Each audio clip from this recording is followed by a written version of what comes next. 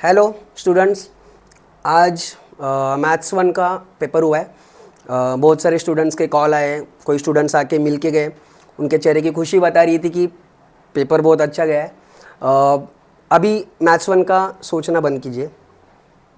मेरा पहला कहना यही होगा कि अभी मैथ्स 1 के बारे में कुछ मत सोचिए, कैसा था, क्या हुआ, उसके बारे में एनालिसिस वगैरह वगैरह वगैरह वो सब बंद कीजिए। अभी आज हम लोग क्यों मिले हैं? आज हम लोग मिले हैं मैथ्स 2 का डिस्कशन करने के लिए। कौन सा डिस्कशन? अभी last moment discussion. Last moment discussion क्या है? मुझे कुछ पढ़ाना नहीं है, आपको कुछ कंटेंट नहीं देना है, कुछ सिखाना नहीं है। साल भर बहुत पढ़ाया हमने, आपने भी बहुत पढ़ लिया, हो गया सब कुछ। अभी लास्ट मोमेंट में थोड़ा सा डिस्कशन क्या करना है, थोड़ा ओवरव्यू टाइप में हम लोग डिस्कशन करेंगे। लास्ट के अभी आपके पास 2 दिन है, सैटरडे और संडे। मंडे के दिन आप लोग मैथ्स 2 को फेस करने वाले हो। फिलहाल आज हम लोग थोड़ा डिस्कशन ये करेंगे कि थोड़ा ओवरव्यू में कैसा करना है, एक्चुअल फोकस किस पे करना है, वो आज हम लोग देखेंगे। तो चलो शुरू करते हैं। सबसे पहले हम लोग देखेंगे पेपर पैटर्न वगैरह, वो सब आपको पता है, ये फिर से डिस्कस करने की बात नहीं है। ये ईयर के एंडिंग में, ईयर के स्टार्टिंग में मैंने बता दिया था। ऑलमोस्ट सब टीचर्स ऐसे ही करते हैं। सो क्वेश्चन पेपर पैटर्न क्या है, उसके ईच एंड एवरी चैप्टर को वेटेज कितना है, इंपॉर्टेंट पॉइंट्स क्या है ईच चैप्टर में, वो थोड़ा सा हम लोग देखेंगे। पेपर पैटर्न के बारे में ऑलमोस्ट सबको पता होता है, तो भी एक नज़र डालते हैं। सबको पता है MCQ 4 मार्क्स के लिए है, 1 मार्क्स का 1 क्वेश्चन, और MCQ का ज़्यादा टेंशन लेने की ज़रूरत नहीं है। अपने टेक्स्ट बुक में each and every problem set में जितने 10-10 MCQ दिए हैं, एटलीस्ट सब चैप्टर के 10-10 MCQ, एटलीस्ट बोल रहा हूँ मैं, उतना तो करके जाइए। बाहर का थोड़ा कॉन्सेप्चुअल अलग से कुछ अगर MCQ आता भी है तो भी थोड़ा दिमाग लगाइए, थोड़ा लॉजिक लगाइए कि कौन सी प्रॉपर्टीज में यूज़ की है, किस बेस पे वो MCQ दिया है। क्वेश्चन नंबर 1 भी होता है सॉल्विंग, 4 क्वेश्चंस होते हैं, each question for 1 mark. 1 mark का क्वेश्चन अभी फिलहाल ऑलमोस्ट सब स्टूडेंट्स के 1 मार्कर 2 मार्कर क्वेश्चंस हो चुके हैं। 1 मार्क और 2 मार्क के क्वेश्चन का जरा भी टेंशन मत लीजिए, क्योंकि वो ऑफ कोर्स 1 मार्क के क्वेश्चन है। 1 मार्क का क्वेश्चन 1 मार्क कितना ही टेंशन उसका लेना चाहिए, ज़्यादा टेंशन मत लो। क्वेश्चन नंबर 2A जो होता है वो 2 मार्क्स के क्वेश्चंस होते हैं, 2 क्वेश्चन सॉल्व करने हैं, सबको पता है, 2 marks for each. Question number 2B solve following 4 questions होते हैं, each and every question for 2 marks, that means total 8 marks. Question number 3A, उसमें एक एक्टिविटी आपको सॉल्व करनी होती है, सबको पता है 2 एक्टिविटीज़ दी है। अब एक्टिविटी के बारे में अगर मैं आपको एक टिप दे दूं, तो अपने टेक्स्ट बुक में फर्स्ट चैप्टर से लेके लास्ट चैप्टर तक जितनी भी एक्टिविटीज़ बुक में दी है, बुक में 2 टाइप की एक्टिविटीज़ है। कुछ सॉल्व एग्जाम्पल्स में एक्टिविटीज़ दी है, जो एक्टिविटी खुद सॉल्व करके दी है, और प्रैक्टिस सेट जो है, प्रॉब्लम सेट और प्रैक्टिस सेट्स, उसमें भी कुछ एक्टिविटीज़ दी है। तो वही मैं कहना चाहूँगा कि क्वेश्चन नंबर 1A के बारे में जो मैंने बोला कि ईच एंड एवरी एक्टिविटी अगर आप लोग कर रहे हो, तो मुझे लगता है उसके बाहर की एक्टिविटी तो नहीं आएगी। अगर आ भी गई तो भी मेरा कहना वही है कि बाहर की मतलब दिमाग के और वर्ल्ड के बाहर की कुछ आती नहीं है।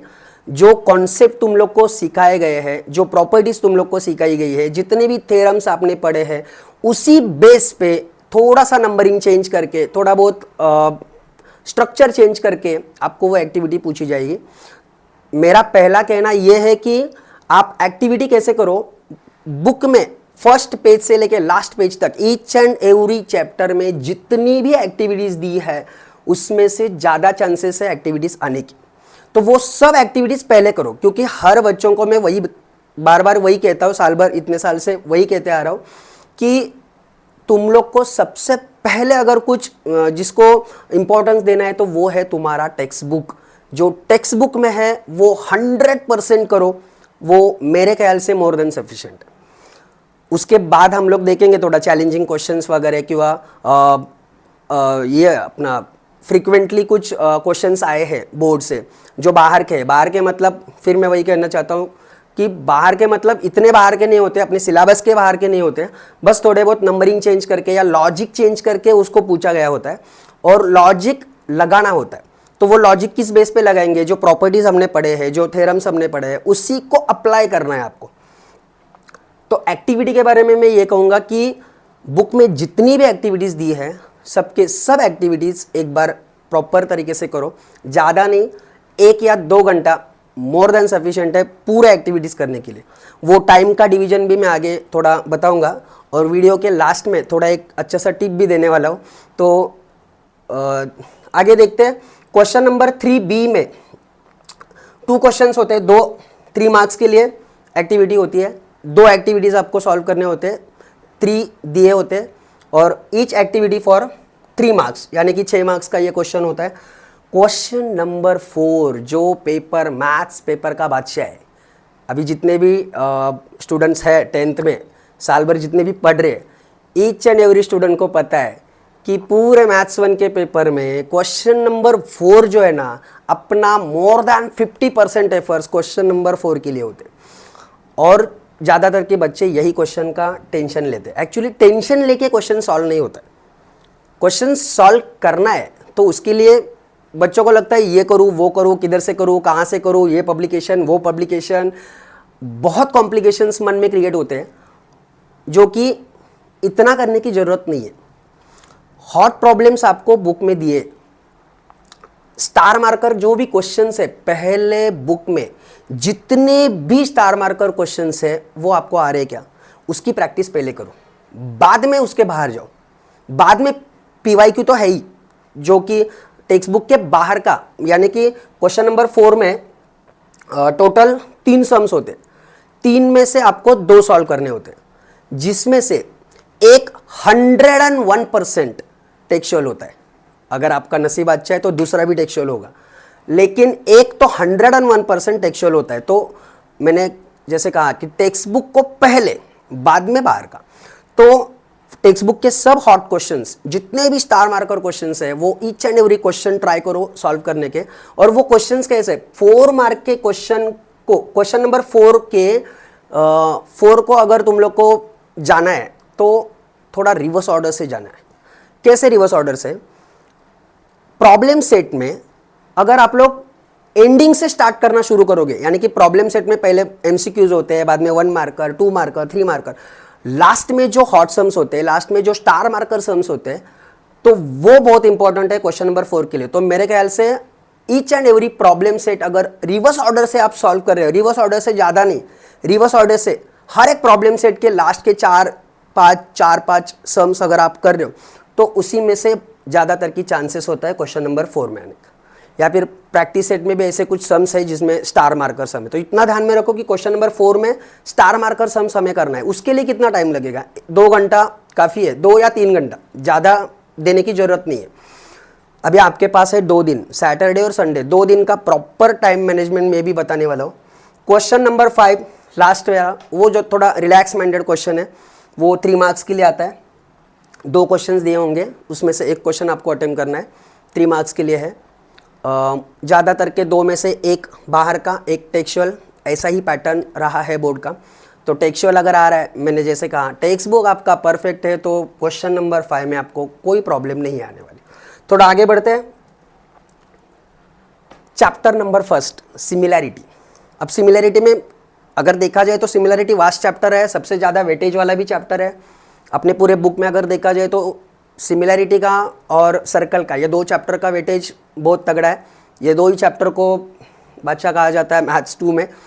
तो फिलहाल सिमिलैरिटी में ऐसे कुछ टॉपिक्स हैं जिन पे फ्रिक्वेंटली क्वेश्चंस आए हैं बोर्ड के, या आने के चांसेस हैं। तो ये प्रेडिक्शन के बारे में थोड़ा बहुत हम लोग डिस्कस करेंगे।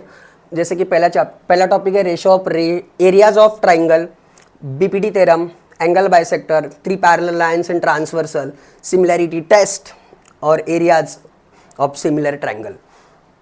अब थोड़ा उल्टा जाता हूँ, ऐसे ही उसमें कोई लॉजिक नहीं है।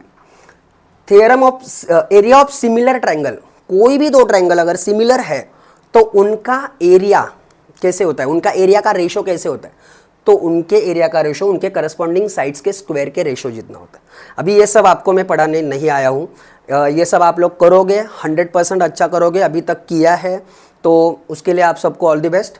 सिमिलैरिटी टेस्ट है, अपने जो 4 टेस्ट है वो टेस्ट अच्छी तरीके से करके जाओ। पैरेलल लाइंस एंड ट्रांसवर्सल, आप सबको पता है पैरेलल लाइंस और ट्रांसवर्सल का थ्योरम आने के चांसेस बहुत कम है, लेकिन उसके ऊपर क्वेश्चन जरूर आएगा। उसके ऊपर वो जो रेशो है उसमें से एक साइड आपको फाइंड आउट करने जरूर आएगी। ऐसे टाइप का क्वेश्चन बहुत बार फ्रीक्वेंटली रिपीट हो चुका है बोर्ड्स में। एंगल बाइसेक्टर थ्योरम, जिसमें angle bisector theorem as it is आने की चांसेस है, वो मैं डेफिनेटली कह सकता हूँ कि उसके चांसेस है। लेकिन एंगल बाइसेक्टर थ्योरम पे क्वेश्चंस भी जरूर आते हैं, अभी तक आए हैं। बीपीटी थ्योरम इस पूरे चैप्टर का सबसे बढ़िया टॉपिक, बढ़िया यानी अभी तक बहुत बार बीपीटी थ्योरम कह चुके हैं, पूछा गया है बोर्ड एग्जाम में, और आपको ये करना है, उसको नो ऑप्शन। अब सबको पता है, जितने भी 10 के स्टूडेंट, 17 लाख कुछ स्टूडेंट बैठे हैं इस साल महाराष्ट्र में, तो ऐसे मेरे ख्याल से सबको पता है कि बीपीटी थ्योरम क्या है, बीपीटी कैसा है। बीपीटी पे बहुत डिस्कशन हो चुका है। फिलहाल लास्ट मोमेंट पे मैं इतना ही कहना चाहता हूँ, बीपीटी अच्छे से पढ़ के जाओ। बीपीटी पे क्वेश्चन कम, लेकिन बीपीटी थ्योरम ज़्यादा आने की चांसेस है। और ratio of area of triangle, triangle का एरिया सबको पता है, half into base into square, half into base into height.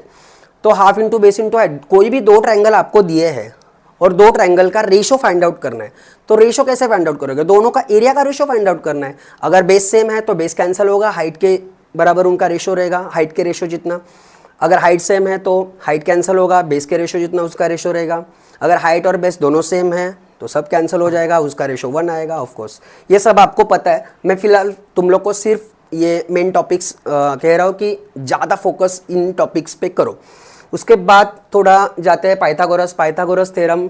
Pythagoras ये ज़्यादा वेटेज के लिए है नहीं, 4 to 6 मार्क्स के वेटेज पे है ये चैप्टर। लेकिन ज़्यादातर के एक बात जरूर कहना चाहता हूँ, मान लो कि ये चैप्टर में से पाइथागोरस थ्योरम ये बोर्ड का सबसे प्यारा स्टूडेंट है। मतलब घर में जो 4 बच्चे होते हैं उसमें से एक बच्चा कैसे बहुत प्यारा होता है, वैसे बोर्ड का ये सबसे प्यारा थ्योरम है, सबसे प्यारा थ्योरम है। तो ये थ्योरम आने की चांसेस अभी तो मैं 90% देता हूँ कि क्योंकि ना अभी तक बहुत बार बोर्ड ने पाइथागोरस, पता नहीं बोर्ड का और पाइथागोरस का क्या रिलेशन है, पता नहीं। बाकी थ्योरम दिए क्यों है वो भी कभी कभी बच्चे पूछते हैं, सर क्यों ऐसा, पता नहीं। लेकिन बोर्ड और पाइथागोरस थ्योरम उनका रिलेशन कुछ अलग ही है, बहुत प्यारा थ्योरम है वो बोर्ड का। तो ज़्यादातर के मैं सबको बोलता हूँ पाइथागोरस थ्योरम और उसका कॉन्वर्स जस्ट करके रखो। कॉन्वर्स मोस्टली आता नहीं है, लेकिन आ भी चुका है 1-2 बार, तो शायद पता नहीं। तो इससे अच्छा है कि पाइथागोरस थ्योरम कर उसके साथ साथ ये भी करो अपना converse of the Pythagoras theorem. इसमें और कुछ है नहीं। अपोलोनियस थ्योरम बोर्ड में नहीं पूछा जाता, एप्लीकेशन है वो पाइथागोरस का एप्लीकेशन। सो पाइथागोरस का application in acute angle triangle and in obtuse angle triangle.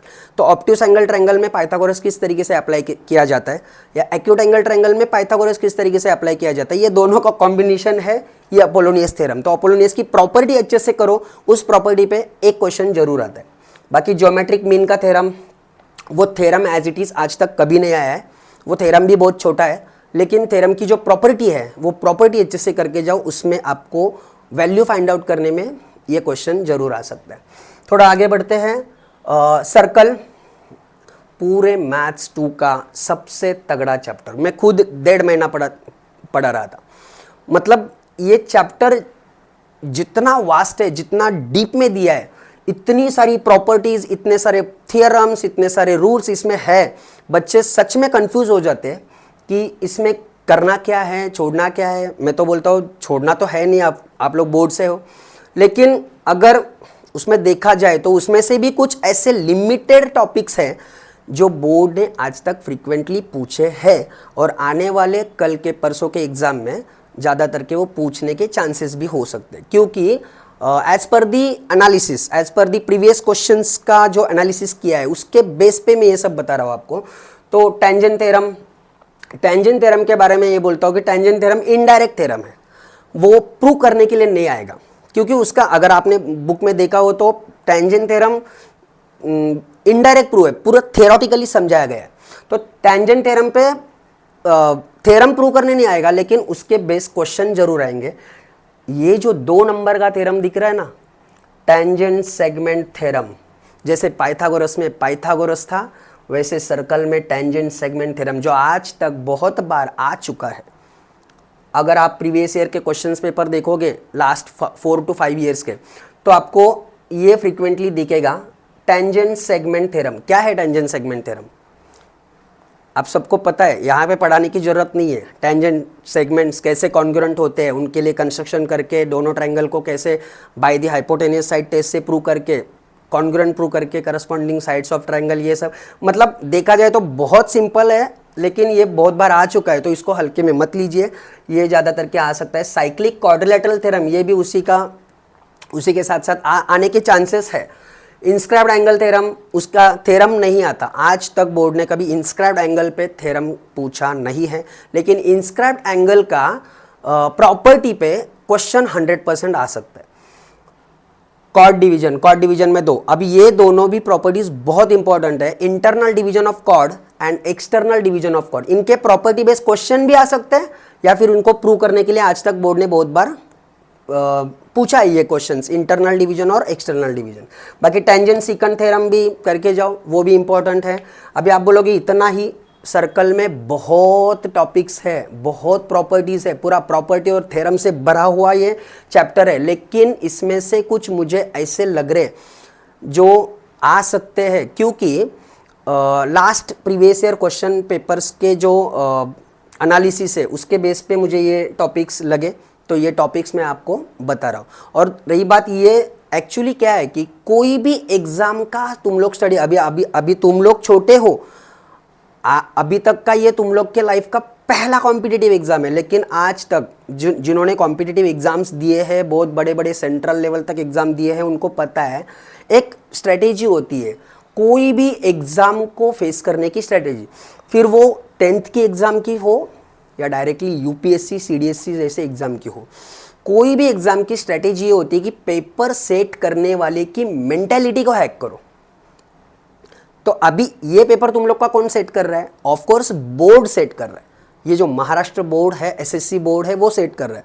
तो ये एसएससी बोर्ड की मेंटालिटी हैक करने का जो काम है ना, उसको एनालिसिस कहते हैं कि पिछले 5-6-4 साल से किस तरीके से क्वेश्चन पूछा गया है, किस क्वेश्चन को किस सीक्वेंस से पूछा गया है, 1 साल बाद पूछा गया है, 2 साल बाद पूछा गया है, किस मेंटालिटी से वो क्वेश्चन को ढकेल दिया है स्टूडेंट तक। उसकी मेंटालिटी को अगर हैक करोगे ना, तो उसको बोलते तगड़ा एनालिसिस। और ये एनालिसिस के बेस पे ही ये तुम लोग को मैं बता रहा हूँ।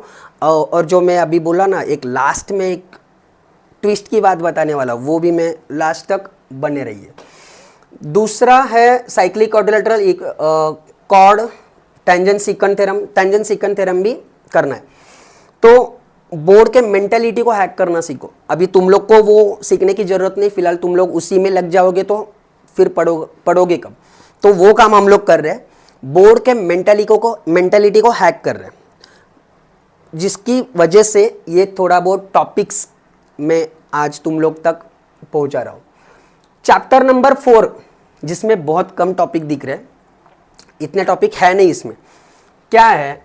कंस्ट्रक्शन। अब आप सबने पढ़ा होगा चैप्टर नंबर 4 में ना कोई थ्योरम है, ना कोई प्रॉपर्टी है, ना कोई सॉल्विंग है, कुछ भी नहीं है। कंप्लीटली ये chapter number 4 completely depends on construction, geometrical construction पे बेस है। अब अलग अलग टाइप के कंस्ट्रक्शंस है, तो ये सब आपको पता है कैसे ड्रॉ करना है, क्या करना है, इस तरीके से। इसको भी वेटेज कुछ ज़्यादा नहीं है, 5 to 7 मार्क्स का वेटेज है। थोड़ा आगे बढ़ते हैं, ट्रिग्नोमेट्री। अगर आपने कल का वीडियो देखा होगा तो हमारे अश्विन सर जी ने भी कल ही शायद ट्रिग्नोमेट्री का एक वीडियो पोस्ट किया है। अगर आपको वो वीडियो फिर से देखना है या फिर आपने अभी तक नहीं देखा है, तो डिस्क्रिप्शन में ये वीडियो का लिंक आपको ज़रूर भेजा जाएगा, आप देख सकते हो। क्योंकि इस वीडियो में अश्विन सर ने बताया है ट्रिग्नोमेट्री के डिटेलिंग पूरा उस वीडियो में है, वो पूरा का पूरा वीडियो ही ट्रिग्नोमेट्री पे है। तो ट्रिग्नोमेट्री पे ज़्यादा अभी डिस्कशन करना मैं अवॉइड करता हूँ लेकिन तो भी ट्रिग्नोमेट्री में 2-3 टाइप के क्वेश्चंस है। एक तो है रेशोज वाले क्वेश्चंस, जो रेशोज आपको फाइंड आउट करने होते हैं, साइन, कॉस, टैन, कोसेक, सेक, कॉट, ये सब के रेशोज आपको पता होने चाहिए। Formulas, identity, each and every identity. अभी आइडेंटिटी भी कैसे है, एक फॉर्मूला से 3 फॉर्मूला बनते हैं, इस तरीके से वो फॉर्मूला बनाने का आप लोग थोड़ा सा ट्राई करो, ज़्यादा करके ट्रिक से फॉर्मूला ध्यान में रखो, रट्टा मार के बाय हार्ट करके आप लोग भूल सकते हो या फिर प्रैक्टिस से फॉर्मूलाज ध्यान में रहते। तो आइडेंटिटी बेस्ड क्वेश्चंस है। दूसरे हैं वर्ड प्रॉब्लम्स, जिसमें हाइट डिस्टेंस फाइंड आउट करना होता है, angle of elevation, angle of depression, ये सब इस वीडियो में अश्विन सर ने बताया है। ट्रिग्नोमेट्री को ज़्यादा नहीं है, 5 to 7 का ही मार्क्स का ही वेटेज है, तो ज़्यादा डरने की ज़रूरत नहीं है ट्रिग्नोमेट्री को भी। थोड़ा आगे बढ़ते हैं, कोऑर्डिनेट ज्योमेट्री, ये थोड़ा वास्ट चैप्टर है लेकिन है 5 पॉइंट्स का। ये 5 पॉइंट्स आपके सामने दिख रहे हैं, सिर्फ 5 फॉर्मूले हैं इस चैप्टर में। Distance formula, section formula, mid point formula, centroid formula और स्लोप का फार्मूला, ये 5 फार्मूला के बाहर एक फार्मूला नहीं है, इसके बाहर का कोई क्वेश्चन आने वाला नहीं है। हाँ, लेकिन ये 5 फार्मूलाज में थोड़ा डिटेलिंग में अगर देखा जाए तो थोड़ा लॉजिकल क्वेश्चंस, ये क्योंकि फार्मूला सिर्फ रटने से, फार्मूला आने से क्वेश्चन नहीं सॉल्व होते, थोड़ा बहुत। हाँ, अगर कोई क्वेश्चन ऐसे पूछा है जो डायरेक्ट फार्मूला अप्लाई करना है, उसमें वैल्यू पुट करनी है, आंसर निकलना है, ऐसा अगर आया तो आपका नसीब अच्छा है। ऐसे क्वेश्चंस भी आते हैं, लेकिन इसमें भी कुछ अलग टाइप के क्वेश्चंस, थोड़े लॉजिकल क्वेश्चंस भी आते हैं जो बच्चों को सोचने में मजबूर करते हैं। ज़्यादा सोचना नहीं है हमें, क्वेश्चन पेपर आपके हाथ में, 2 घंटे का टाइम आपके पास है, तो ज़्यादा सोचना अगर नहीं है तो पहले 2 दिन में ज़्यादा सोचो, ज़्यादा काम करो, ज़्यादा वर्क करो।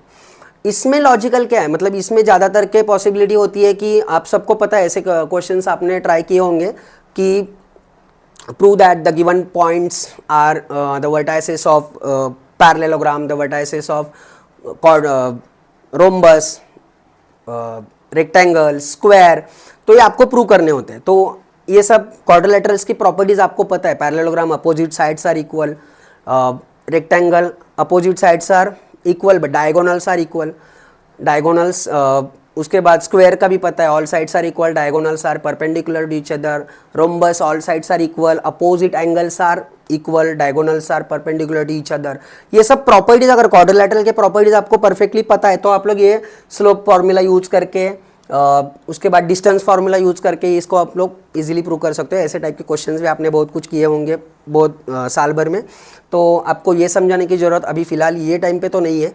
तो ये टाइम पे ज़रूरत ये है कि ये 5 फार्मूलाज प्रॉपर तरीके से करो। हर एक फार्मूला का एटलीस्ट 5 सम्स आपने किया तो भी 1 घंटा इसके लिए काफ़ी है, मोर देन सफिशिएंट है। क्वेश्चन नंबर चैप्टर नंबर 6 के लिए 1 घंटा। अब ये जो 1 घंटा, 2 घंटा, 3 घंटे का जो मैं बता रहा हूँ, तो उसका थोड़ा प्रॉपर मैनेजमेंट भी मैं वीडियो के लास्ट में थोड़ा आगे जाके बताने वाला हूँ। थोड़ा आगे बढ़ते हैं, चैप्टर नंबर 7। चैप्टर नंबर 7 है मेंसुरेशन कंप्लीट। इसमें कोई थ्योरम नहीं है, प्रॉपर्टी नहीं है, इसमें कोई रूल नहीं है। ये चैप्टर कंप्लीटली डिपेंड है फार्मूलाज पे। कौन से फार्मूलाज है उसमें? फार्मूलाज है cube, cuboid, cylinder, cone, sphere, hemisphere, frustum of cone. अब ये फ्रस्टम, यही एक टॉपिक मेरे ख्याल से आपको इस साल नया है, अदरवाइज ये सब टॉपिक आपने 8 में 9th में सीखे हैं। 8 से तुम लोग ये सब टॉपिक्स देख रहे हो, तो इसके फार्मूलाज भी तब से देख रहे हो। एरिया और वॉल्यूम क्या होता है, एरिया के फार्मूलेज, वॉल्यूम के फार्मूलेज प्रॉपर तरीके से लर्न करो, ठीक से देखो। हर एक फार्मूला का एक 2 क्वेश्चन सॉल्व करने का ट्राई करो। उसमें ज़्यादातर के क्वेश्चन नंबर 4 में, मेरे ख्याल से क्वेश्चन नंबर 4 में इसके क्वेश्चंस आने की संभावना ज़्यादा है। यानी कि क्वेश्चन नंबर आपने देखे होंगे मेंसुरेशन चैप्टर में कोई टॉयज दिए हैं, एज इट इज़ बोर्ड क्या करता है, टॉय बुक में से उठाता है और पेपर में दे देता है। तो अगर ऐसा क्वेश्चन आ रहा है तो ये तुम्हारे हक के मार्क्स है, इसको छोड़ना नहीं। ये कंप्लीट मतलब ये फ्रेम हो गया ये कि यही क्वेश्चन आएगा और बस आपको सॉल्व करना है। इसमें प्रॉब्लम ज़्यादातर के लोगों को किधर आता है, तो कैलकुलेशन, पॉइंट वाला कैलकुलेशन है, फ्रैक्शन वाला कैलकुलेशन है, कैलकुलेशन में गड़बड़ कर जाते हो, थोड़ा चेंज होता है, मतलब क्या बोलते हैं, सिली मिस्टेक हो जाती है, 3/4 जा प्रॉब्लम हो जाता है। तो ये मत करो, 3 - 2 1 लिखने के जगह पे 2 लिख के आते हो, ये सिली मिस्टेक्स है। तो ये सिली मिस्टेक पे अगर थोड़ा सा ध्यान दोगे, कॉन्सेंट्रेट करोगे तो पेपर शांत दिमाग से लिखना है। ये भी मैं आगे जाके बताने वाला हूँ। तो उसमें थोड़ा अलग टॉपिक क्या है, एरिया ऑफ सेक्टर है, लेंथ ऑफ आर्क है, arc of area of equilateral, triangles, area of regular hexagon, ये सब थोड़ा बहुत सेक्टर का फॉर्मूला, एरिया ऑफ सेक्टर का फॉर्मूला, लेंथ ऑफ आर्क का फॉर्मूला, ये सब अगर ठीक से करो, ये तो फॉर्मूलाज अगर तुम लोग के लर्न है ना, तो आपको थीटा दिया होता है, थीटा की वैल्यू दी होती है, पाई की वैल्यू आप सबको पता है, as it is value put करके आंसर निकालना होता है। इसमें चैलेंज एक ही है कि कैलकुलेशन, बाकी कुछ चैलेंज ही नहीं है इस चैप्टर में, इस क्वेश्चंस में चैलेंज एक ही है कि कैलकुलेशन, पॉइंट डेसिमल का कैलकुलेशन आते तो बच्चे बहुत बार थोड़ा कंफ्यूज हो जाते हैं। डेसिमल का एडिशन, डेसिमल का सब्ट्रैक्शन, मल्टीप्लिकेशन, डिवीजन, तो डेसिमल कहाँ लगाना है, कैसे लगाना है, ये इसमें कंफ्यूज होता है। अभी फिलहाल तुम लोग 10th में हो तो डेसिमल का कैलकुलेशन वगैरह 4th 5th स्टैंडर्ड से तुम लोग पढ़ते आ रहे हो, तो वो बात इधर करने की है नहीं मुझे लगता है। तो ये चैप्टर मुझे कहना ये है कि क्वेश्चन नंबर 4 में ये चैप्टर के क्वेश्चंस आने की ज़्यादा संभावना है, 100% मुझे ऐसे लग रहा है according to my analysis. Previous 4 to 5 years के क्वेश्चंस अगर क्वेश्चन पेपर देखा जाए तो मेंसुरेशन का कोई भी एक टॉय उठा के बोर्ड पेपर में लगा देता है और उस टॉय का फिर सरफेस एरिया निकालो, वॉल्यूम निकालो, टोटल सरफेस एरिया निकालो वगैरह वगैरह, इस तरीके के क्वेश्चंस क्वेश्चन नंबर 4 में आने के चांसेस बहुत है। अभी हमने topic wise, chapter wise discussion तो किया है कि इतने टॉपिक्स इंपॉर्टेंट है, इतने ये है वो है, ऐसा है वैसा है, लेकिन आप करोगे कैसे, ये बहुत इंपॉर्टेंट, ठीक है, करोगे कैसे। आपके पास अभी 2 दिन है, 2 दिन मतलब बहुत हो गए, मोर देन सफिशिएंट है। क्या करोगे 2 दिन में, सोए तो नहीं रहोगे। 2 दिन के लिए मैं इतना ही कहता हूँ, सुबह से लेके रात तक पूरा दिन आपका है, पूरा दिन आपका है। अब वो आपके हाथ में पढ़ना है, पूरा दिन ऐसे ही खर्च करना है, किस तरीके से खर्च करना है। मैं एक सिंपल स्ट्रेटेजी बताता हूँ। सुबह आप 8 बजे भी अगर पढ़ाई के लिए शुरुआत करते हो, शाम को 8 बजे तक, यानी कि पूरे 12 आवर्स करोगे। क्या 12 आवर्स तो यूपीएससी का भी बंदा अभी फ़िलहाल नहीं पढ़ते, अगर पढ़ते भी होंगे तो यूपीएससी नहीं है हमारी 10th की एग्ज़ाम है, तो 12 घंटे पढ़ने की ज़रूरत नहीं। उसके लिए एक छोटी सी स्ट्रैटेजी यूज़ करो। क्या करो, 2 घंटा पढ़ो, प्रॉपर कॉन्सेंट्रेशन से 2 घंटा पढ़ो, फिर 2 घंटे का मस्त ब्रेक लो। उस ब्रेक में खाओ पियो, थोड़ा घूम के आओ, थोड़ा अपने अपने हिसाब से आप कैसे बूस्ट होते हो, आप कैसे रिलैक्स होते हो। किसी को सोना पसंद है, किसी को थोड़ा बहुत मोबाइल देखना, सॉन्ग्स देखना वगैरह, वो सब मैं एक टीचर होके भी ये बता रहा हूँ। सब बोर्ड की एग्ज़ाम चालू है, आप बोल रहे हो सॉन्ग सुनो, बहुत इंपॉर्टेंट है ये सॉन्ग सुनना, अपने ब्रेन को रिफ्रेश करना, ये बहुत इंपॉर्टेंट है। लेकिन मैं ये नहीं कहूँगा कि सॉन्ग सुनते बैठा तो 2 घंटा उठ मत, 4 घंटा हो गया मैं स्क्रॉल करते जा रहा हूँ, ये मत करो। अभी फ़िलहाल एग्ज़ाम चालू है, साल भर मैंने कभी कहा नहीं है कि मोबाइल मत देखो, ये मत देखो, वो मत देखो। ज़्यादातर के सब जगह पे सब क्लासेस में बताया जाता है, मैं भी खुद बताया हूँ, नहीं है, लेकिन थोड़ा बहुत फ्लेक्सिबिलिटी दी थी, थोड़ा बहुत फ्लेक्सिबिलिटी इसमें दी थी कि चलो ठीक है थोड़ा बहुत करो है, लेकिन अभी नहीं। अभी तुम लोग की बोर्ड एग्ज़ाम चालू है, अभी तुम लोग को वो यूज़ क्यों करना है, सिर्फ तुम लोग का माइंड रिफ्रेश करने के लिए, और कुछ नहीं। तो 2 घंटा आप लोग पढ़ रहे हो, 2 घंटा ब्रेक लो, फिर 2 घंटा पढ़ रहे हो, 2 घंटा ब्रेक लो, फिर 2 घंटा पढ़ रहे हो, 2 घंटा। आप गिनते जाओ पूरे 12 आवर्स में आपका कितना घंटा स्टडी एक दिन में हो रहा है। कम से कम 6 घंटा स्टडी तो 100% एक दिन में होता है। संडे है अपने पास, संडे के दिन 6 घंटा पढ़ो, 12 घंटे की स्टडी 40 मार्क्स के पेपर के लिए, 7 चैप्टर के लिए, बहुत हो गए, बहुत हो गया, मोर देन सफिशिएंट। 12 घंटा स्टडी कर रहे हो आप लोग, और कैसे कर रहे हो, बिना थके, क्योंकि 2 घंटा पढ़ रहे हो, 2 घंटे का मस्त आराम ले रहे हो। जितना स्टडी उतना आराम कर रहे हो, तो कैसे थक पाओगे, कैसे थकोगे, कुछ कर ही नहीं, टेंशन वाली बात नहीं है। 2 घंटा पढ़ रहे हो, 2 घंटा स्टडी, 2 घंटा टाइम पास यानी थोड़ा रिलैक्स मोड में जाओ, 2 घंटा पढ़ो, फिर 2 घंटा रिलैक्स मोड में जाओ, 2 घंटा पढ़ो, फिर 2 घंटा रिलैक्स मोड में जाओ।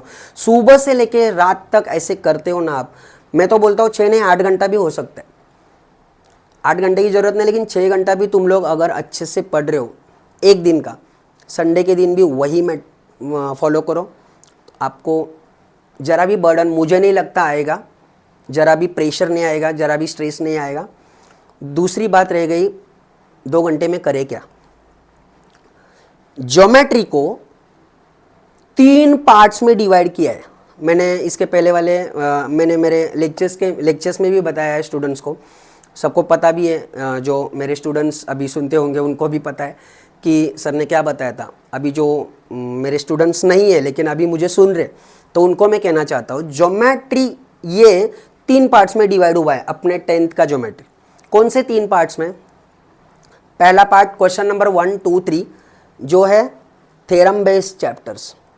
दूसरा पार्ट है चैप्टर नंबर 4 ओनली, यानी कि कंप्लीटली कंस्ट्रक्शन बेस्ड चैप्टर, एक ही चैप्टर है वो। और तीसरा पार्ट है ट्रिग्नोमेट्री, कोऑर्डिनेट ज्योमेट्री और लास्ट वाला मेंसुरेशन।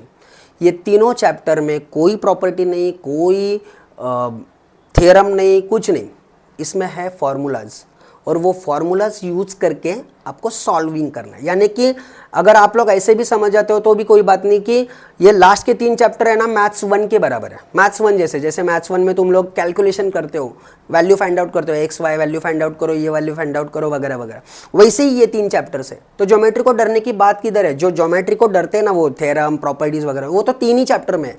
पहला चैप्टर सिमिलैरिटी, दूसरा पाइथागोरस और तीसरा सर्कल। ये 3 पार्ट में जो डिवाइड किया है ना मैंने ज्योमेट्री को, आपको जो बता रहा हूँ, तो 3 पार्ट में से जो बीच वाला पार्ट है ना, वो कंस्ट्रक्शन का, उसे तो छोड़ ही दो। आपने साल भर बहुत प्रैक्टिस की होगी construction, each and every student को आता है। क्लास का कितना भी डल बच्चा भी क्यों ना हो, उसको कंस्ट्रक्शन जरूर आता है, क्योंकि उसने डर से कंस्ट्रक्शन किया होता है, क्योंकि उसमें उसको मार्क्स मिलने वाले हैं। तो कंस्ट्रक्शन की बात छोड़ दो, बचे कितने पार्ट्स? 2 पार्ट्स, यानी कि क्वेश्चन चैप्टर नंबर 1, 2, 3 और दूसरा पार्ट चैप्टर नंबर 5, 6 और 7। और आपके पास है सैटरडे, संडे। बस 2 दिन को इस तरीके से अगर आप लोग डिवाइड करते हो, पहले दिन में उल्टा रिवर्स ऑर्डर से जाओ। पहले सैटरडे के दिन में तुम फॉर्मूला बेस्ड चैप्टर करो 5, 6, 7, और संडे के दिन थ्योरम बेस्ड चैप्टर करो 1st, 2nd, 3rd। हो गया ज्योमेट्री का प्रॉपर मैनेजमेंट। 2 दिन में अच्छे से पढ़ाई करके अच्छे से मैथ्स 2 को फेस कर सकते हो। कंस्ट्रक्शन का थोड़ा बहुत अगर आपको करना ही है प्रैक्टिस, तो एक बार एक डायग्राम एक बार निकाल के रखो अच्छे से। अगर लग रहा है कॉन्फिडेंशियल कि नहीं कुछ प्रॉब्लम नहीं है, कर सकता हो, तो उसके लिए टाइम ज़्यादा वेस्ट मत करो। दूसरी बात जाते जाते मैं एक कहना चाहता हूँ कि अभी तुम लोग जो 2 दिन में अच्छे से प्रिपरेशन कर रहे हो, मतलब यानी कि रिवीजन कर रहे हो, प्रिपरेशन तो नहीं बोलूँगा मैं, क्योंकि लास्ट मतलब फर्स्ट डे से, डे 1 से तुम लोग प्रिपरेशन ही कर रहे हो। बोर्ड एग्जाम की जो साल भर जो कर रहे हो वो प्रिपरेशन ही है। अभी लास्ट मोमेंट में प्रिपरेशन नहीं होती, लास्ट मोमेंट में रिवीजन होती है। तो वो रिवीजन करते वक्त ये मैं कहना चाहता हूँ कि जो 1 मार्कर क्वेश्चंस है, 2 मार्कर क्वेश्चंस है, जो कि तुम लोग को 100% आते हैं, मतलब नींद से उठा के अगर बोल दिया ये कर ले तो तुम लोग इजीली कर सकते हो, ऐसे क्वेश्चंस को हाथ भी मत लगाओ। क्योंकि अगर कंफर्म है कि वो मैं आंख बंद करके भी कर सकता हूँ, तो उसके लिए टाइम क्यों वेस्ट करोगे?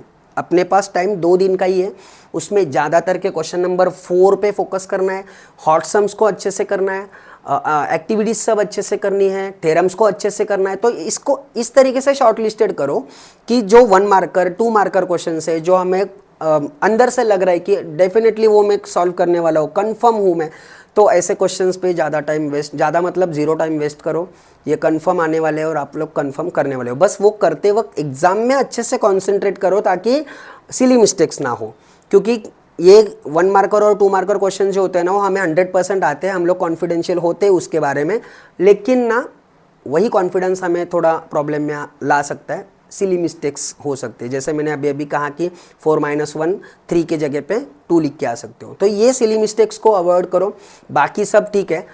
1 और 2 मार्कर के जितने भी क्वेश्चंस है, जो तुम लोग कंफर्म हो उसके बारे में फुल कॉन्फिडेंस है, उसके ऊपर ज़्यादा मतलब 0 टाइम वेस्ट करो।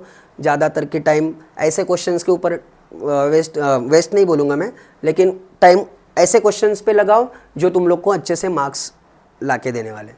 तो जाते जाते मैं आपको बोला था कि कुछ अलग बताने वाला हूँ। मेरा एनालिसिस ये कह रहा है कि मैथ्स 1 का पेपर मैंने देखा, मराठी का भी देखा, हिंदी का देखा। ये जो पेपर आ रहे हैं ना, किधर तो मुझे ऐसा लग रहा है कि 2020 का पैटर्न थोड़ा फॉलो हो रहा है भाई। कंफर्म मुझे ऐसा लग रहा है, किधर तो ऐसा लग रहा है कि 2020 को थोड़ी सी सिमिलैरिटी वो मुझे दिख रही है 2026 को। तो 2020 और 2026 इसको थोड़ा आपके तरीके से कंपेयर करो, और मुझे लगता है 2020 का एक पेपर भी आपने सॉल्व किया तो भी अच्छा है, 1-2 घंटा निकाल के, जितने दो घंटे मैंने दिए, 1-2 घंटा ज़्यादा थोड़ा सा निकाल के 2020 का पेपर भी अगर आप लोग सॉल्व करते हो, मुझे लगता है उसका बहुत असर आपके मैथ्स 2 के पेपर पे गिरेगा। ये पिछले 4 पेपर का एनालिसिस है, यही एक छोटी सी ट्रिक मुझे आपको जाते जाते बतानी थी। So guys, all the best all of you, अच्छे से पेपर लिखो, अच्छे से मार्क्स लाओ सबको। Thank you.